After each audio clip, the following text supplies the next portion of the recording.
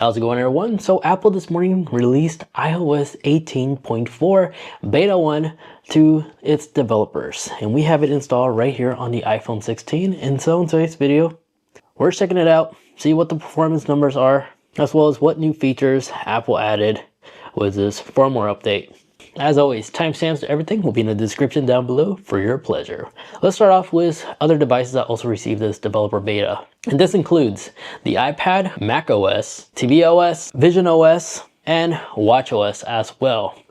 All these products received the latest beta developer update. So this update came today in a large 7 gigs. As we see right here, about 7.7 gigs for the iPhone 16 Pro. And with this beta update, Apple Intelligence is now supported in other regions such as French, German, Germany, Italian, Portuguese, Brazil, Spanish, Japanese, Korean, Chinese, Simplify, as well as localized English for Spanish and India, according to Apple's notes. So before we talk about the performance numbers, let's talk about the new features that Apple gave us. One of which is one of the most requested one, and that is prioritize notifications. If we go back to your main page right here on your iPhone settings and you scroll down to the notification tab, in the notification, this is where you'll see the prioritize notification, and you just simply tap here and enable. And if you read the description, Apple Intelligence can now show your notifications that may be important in a separate section in the lock screen. So you can actually catch up on what you may have missed. So now we have the ability to finally enable that new tool. And then if we exit out of there and back in our home page, another new feature can be located in the accessibility tab. By going in here and tapping in Siri, the Siri tab right in here, you can now enable type to Siri. So in the description it reads, if you press and hold the side button, Siri will allow you to type your request rather than speak it. So that is a new tool right there. Exiting out of there, another cool feature can be located in Control Center. By bringing down Control Center, you'll see a new music note icon you can now add. If we long hold and enter wiggle mode and add control, not wiggle mode, edit mode, and you type in music as an example, you now have ambient music and its own separate app, which we don't have access to right now, it seems like. But this is pretty cool because previously you had to enter hearing aid functions to have access to these little mood music notes you can enable for meditation purposes or sleeping. So if we add show as an example, it's on Control Center. If you tap on it, wait a few seconds, it starts playing show music. And you do not need to be subscribed to Apple Music, it seems like, because if we quickly long hold, it shows it right there. It's ambient music, its own separate app, which we do not have access to as time making this video. Maybe in the near future, it will give us that app ability, but this is pretty cool. We can just access it right here as a shortcut. And there's a couple of different ones too for that sleep category as we selected. Now back in Control Center, another thing I've noticed, if you long hold to your Wi-Fi icon and such, here in real time these icons will now correlate to the reception of your cellular or your Wi-Fi connectivity. See now my little bars right here, 1 bar out of the 4, it just now updates to the current signal strength of your mobile device, which is quite interesting now. Now, additionally, other new things can be located in third-party apps. Well, not third-party, but like Apple first-party apps, I mean.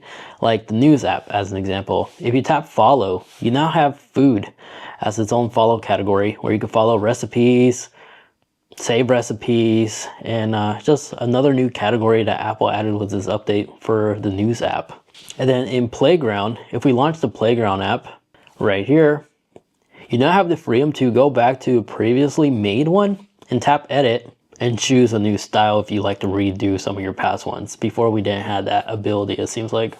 Then another new setting can be located whenever you use the keyboard to create like a message.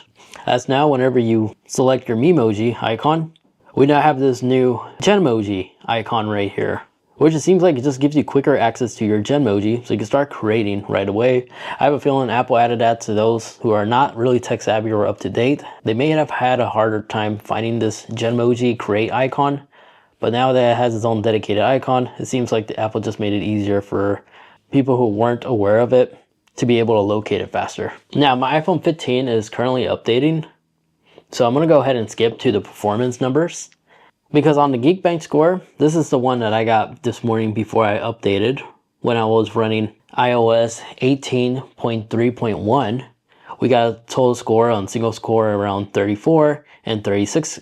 And then on the latest one, you can see we somehow managed to get a higher score in the single core, but we got a lower score in the multi-core on this beta update.